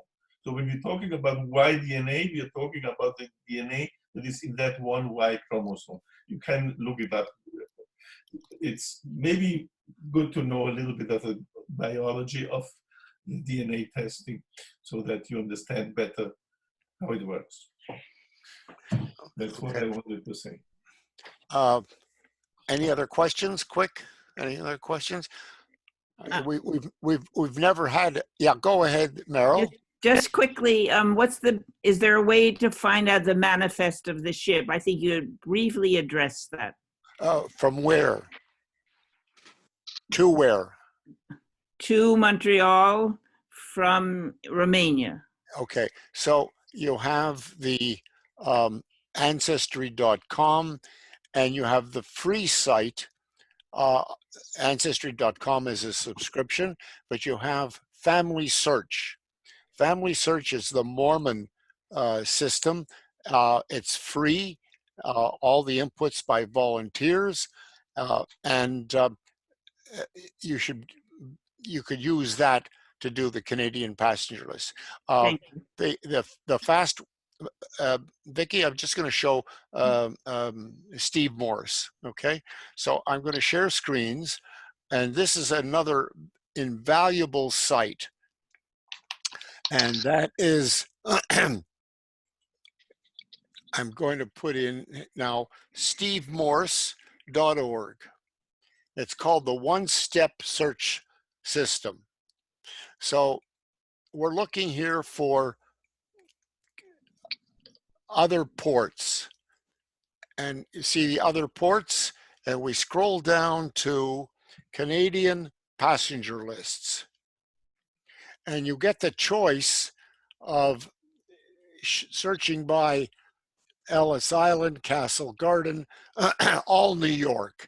So we want Canadian passenger lists, right? And what was the family name? Weinstein. Weinstein. Okay, now of course, Weinstein is, and we'll do with sounds like, all right? And approximately when would they have arrived? Early 1900s. Okay, so we'll actually, I know, 1910. 1910. And we'll put maybe 11 or 12, something like that. 1910, and plus or minus, we'll make it 5 years. And then we search.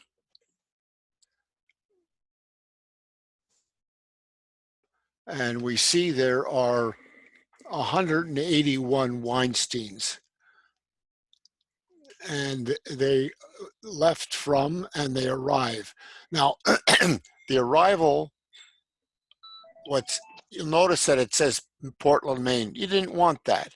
So we're going to edit the search, and we're going to put in arrival, Canada.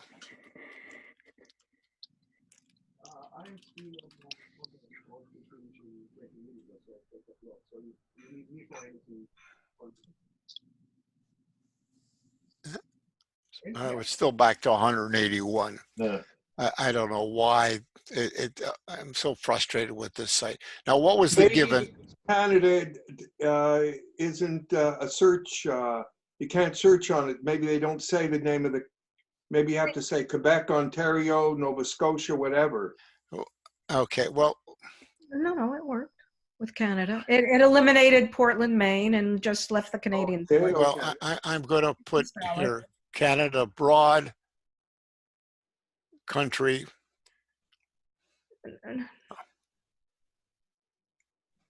Yeah. I'd say Joseph was the first name. Okay. Oh, I see it, Joseph. There he Weinstein. is, in Montreal. 1910. Arrived 1910, yeah. From Liverpool. And we'll look here, we'll see. And I think he would have come then with his wife, There he is. Golda. And children, Marion? No, maybe either Hannah or Anna and Oscar. So let's take wait, Joseph and Golda, I think they would have come. It was their second time in Montreal, coming to Montreal, actually. So let's see if we can. And I think they came with 2 children. Weinstein Joseph, and it's Mrs. and Marion, and it shows that 9 years old. Oh no, they're going to Chicago. That was their ultimate destination because they came through Canada. That was called the Canadian route because I think CP ships offered a very special rate. So we'll go back and we'll change this to edit search, and we'll put in a first name Joseph. Nothing found. I don't know why. I don't want this. No, I don't want this at all. That's why. I don't know why this comes up. Yeah, you got to get rid of it. Oh, I see. My family. Okay, so I don't want that. So I want. We'll put Joseph, and we'll put a star. Oh, sorry, Joe. Just in case it was spelt with an F. 5. Here we go. We have 1910, 1912 on the Lake Erie. Do you know when he was born about? I have it elsewhere. I don't. Okay, so, and here we have. He's further up on the page. There he is. Oh, there's a Nathan. Traveling alone. Weinstein Joseph. Oh, I see a Joseph Weinstein. Yeah. Where is this? Right, 2 above Nathan. I'm sorry? 2 above Nathan. Oh, Nathan. Yeah. Nathan, 39. No. Going to Winnipeg. He's going to Winnipeg. So that's not him. This is the 1910 we already looked at. And let's assume this one here is probably more likely. John's.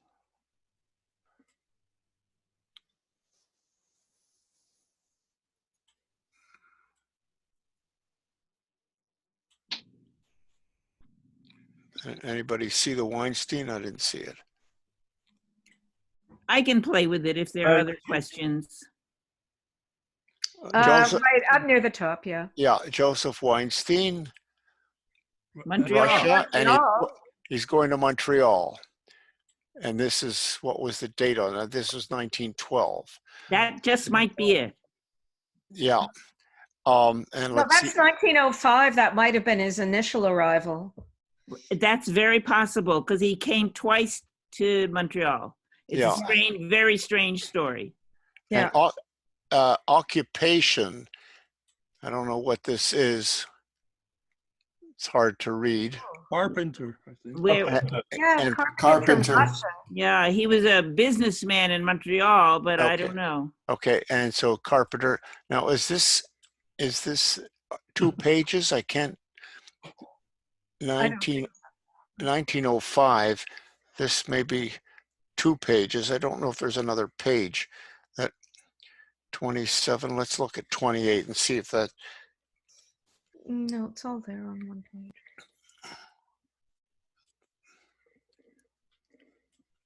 No, it's that's all. See, different periods of time, you'll have a different form and with more details. This doesn't provide much details, but if he came in 1905, did we look for the naturalizations? We didn't. I think I may have that somewhere. Yeah, but the naturalization certificate is one thing, but it's the file that is so important. Right, Getting that file. The So lost art of penmanship. Look at the beautiful writing. yeah. Sometimes it is, sometimes it's not. Okay, so we'll go back. Stanley? Yep. Yeah, what I was going to say, I have some family that came from Bukovina, Romania, and I have records from them on the Hamburg lists, which because they departed through Hamburg, that was the port from which they left. Right. And that also on the page you showed, Stanley, of Stephen Morse's search engine. Right. Hamburg lists are there too, and it might be worth doing a search for their departure if you don't have that information yet. Okay, Thank so you. let's look at the Hamburg lists. Hamburg outbound, it's further down. You just had it, Stanley, near the bottom there. Hamburg outbound. There you go. Okay. All right, so we'll put in Weinstein, and it was 1905 that it. Well, you wanted 1910 for the whole family, or it doesn't matter? Yeah, not 1912, or I think it. It would be. I think. I'm not sure. It might be 1910 or 11. And let me just figure this out. My mother was 3 years old, and she was born in 1908. So yeah, 1911 sounds fine. Okay, so we'll do 1911, and we'll put plus or minus 3 years just in case.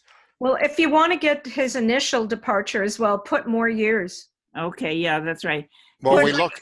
6 or 7. Oh, right, Just right. quickly, the story is, I think they came earlier, couldn't have children, and the doctor told them to go back to Romania, and they had children.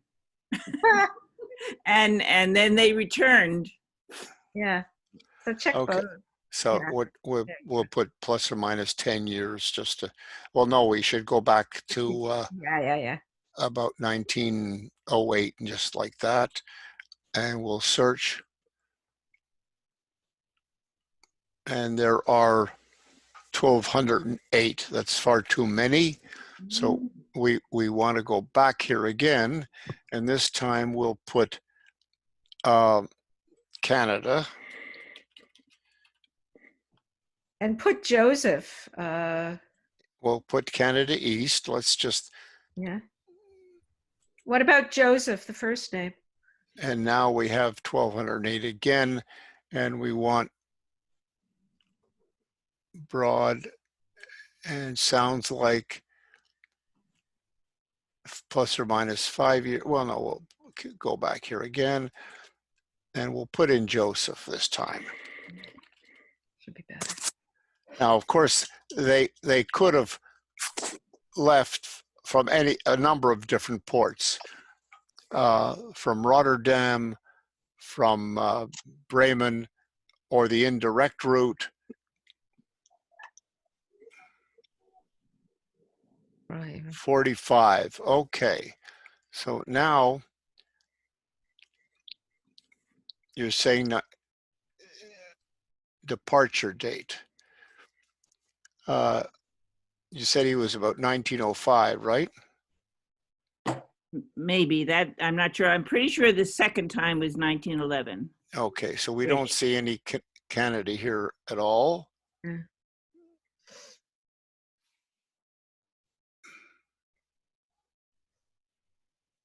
As I said, I don't want to monopolize the time. I can play with this. You're being Okay, very looking for it. Very, very good. Okay, so we'll go back to. But you need an ancestry subscription to read this. David, can you help me? Yeah. Okay, but that the important thing about that stevemorse.org website is that you can search a number of different sources from one website, and he gives you many more options than Ancestry or some of the other sites that you're searching. It's Steve Morse who did us a wonderful favor and gave us the quick way of getting to the Montreal Lovell City Directory, because the City Directory website on Quebec National Archives is it's convoluted in order to search. This gives you sort of a direct entry. You can search many different types of records on Steve Morse, and it's something if you should try if you have many different things to try, and if you have difficulty with some of the other websites. Now, I didn't search on Family Search just now, but Family Search, you have to remember the passenger arrival records, they were indexed by different people than Ancestry.com. And so you never know whether one group found something that the others didn't. Their search algorithms are different, and so you can also get different results because of that as well. Now, I don't know whether Ancestry.com, for example, has the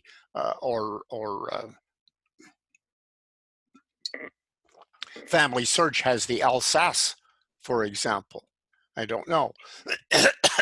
It's something that you have to explore. I certainly don't happen to know offhand. Any other questions, folks? We still have 11 minutes. Danny, Sue I Ann? have something. What I'm curious to know is JGS Montreal. Do you have access to anything that like anything special that maybe we don't know about, something we can ask you for? Well, there are several things that we have. One is we have, for example, let's take a look. Phil, did you get married in Montreal? No, I did not. I was married in Brooklyn, right beside. Oh, of course. Your wife is from Brooklyn. Oh, I remember that now. Where did you meet her? At the Concord? No, I met her at a student Zionist organization conference when I was, I guess, my second year university. It was May, right after we finished university. I was down there for a conference, and that's where I met her. Okay. So who got married in Montreal here? Oh, I did. Okay. So but sort of sad. Didn't end well. Okay. So let me show you the website that I'm thinking of. We're going to go share screens again.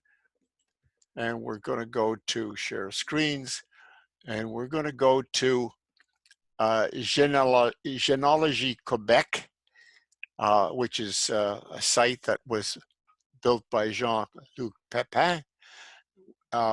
It's a paid membership, but we can get stuff for you. And so I'm now going to go to search tools. We're going to go to marriages and deaths in Quebec, 1926 to 1997. And we're going to go to marriages and deaths. And why this is news showing? Okay, here we go. So, Sue-Ann, what's your husband's name?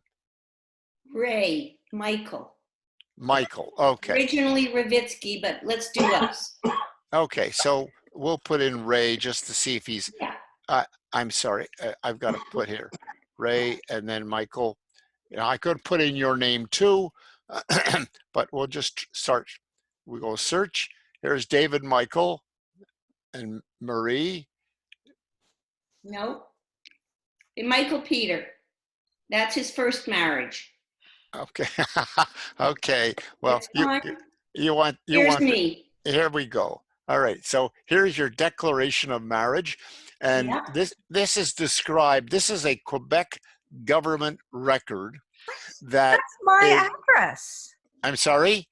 But I'm sorry, 653 Roslyn Avenue is where I grew up. No. Yes. Oh my God. In we this, lived there for 2 or 3 years. In this exact house? Yes. Are you serious? I'm very serious. I love it. Roslyn, that's where I grew up. Did you go to Roslyn School? I certainly did, just down So the did I. Okay, hold on just a second. Connection. I want to ask you a question, Vicki. Did you bury some money in the walls at the race? Okay, no, so here's the point. This document was prepared by the rabbi. You'll see the rabbi's name here. Okay, Rabbi Maurice Cohen, who married me too, and everybody in my family, and was prepared by the rabbi for the government. The married couple never saw this. Never saw this. This was done after the wedding. And so what's interesting about this particular era, and I'm talking about from 85 to about 96, is they added the mother's and father's names and that information where they were born. This doesn't appear in the earlier ones.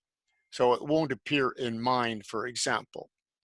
And we can provide that, again, right to vitals at jgs-montreal.org.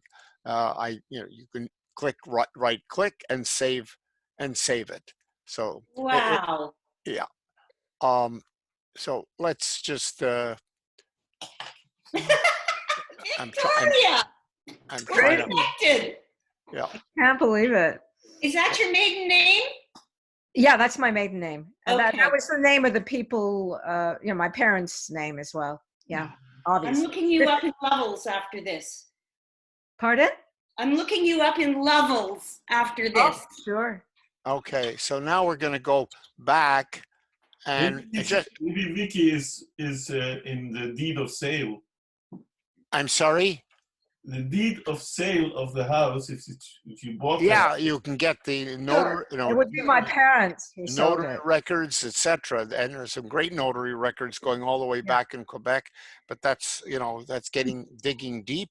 But just to show you the difference in the types of records, we'll put for mine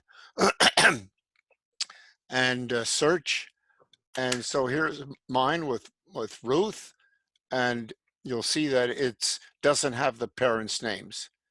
And there's Rabbi Maurice Cohen again, and my wife born in Amsterdam. And by the way, a very interesting aspect about that is that in order for the Rabbi Cohen to marry us, Ruth had to prove that she was Jewish.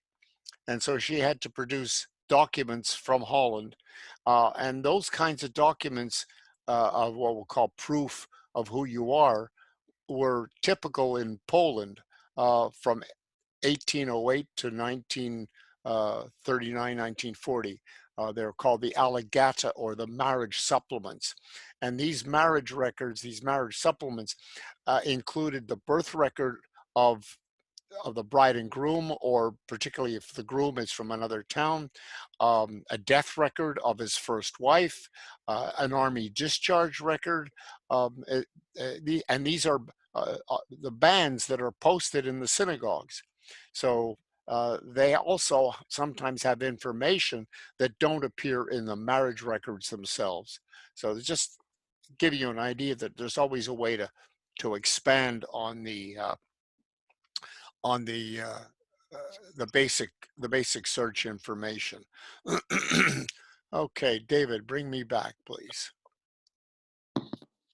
Okay, so just to get a feeling, does everybody feel that this has been worthwhile? I mean, has this been a very worthwhile? Terrific. Yeah. Very much. Agreed. Very, very doable. Thank you. Very worthwhile. Thank you so much. Yeah. And you know what's always interesting is that when we have a mixture of people, and I say mixture, we have different people, different interests, different backgrounds, you so often find connections. You know, we talked about Alsace, and Andreas knew the answer, where to find information. We bring up a marriage registration, and we have two people living in the same house. Alan Greenberg, Wild. and it was wild when Alan Greenberg started. He told me that he was living in the same house as Charles Scriver, and I don't know if you know the name, but he was the expert on beta thalassemia that I went to when I first started the research of the genetic trait in my family. So these connections come up all the time, and you may not have been living in the same house, but you may have been living next door. And we've often had people who've lived down the street from each other and say, I was always wondering who that young girl was walking in the street, and now they knew. So thank you, everybody, and I wish you all a very safe couple of months until this Michigan world comes to starts to get back to normal, because this is certainly what normal is not. You know, we heard our parents talk about the 1918 flu epidemic, but who would think that we are now living through something so unusual that they'll be talking about it for generations to come. And so many people I know are actually keeping and recording it. What are they doing every day? What are they trying to do? What new experience? So is anybody here amongst you actually going out of your house further than just a walk? I know Shia is.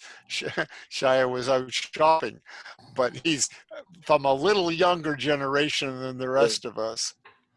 But my kids are locked down. We got we don't go out of the house. Nothing. It's literally a pharmacy run to get the gloves, and that's it. But otherwise, we're bunkered down. Oh, that's my wife. She burned. Okay. So anyway, everyone, thank you so much, and until the next time, sein gesund. Thank you, Sandy. So much. Thank you Very worthwhile. Thank you very much. Bye. Bye. Bye. Bye. Bye, Victor. Bye.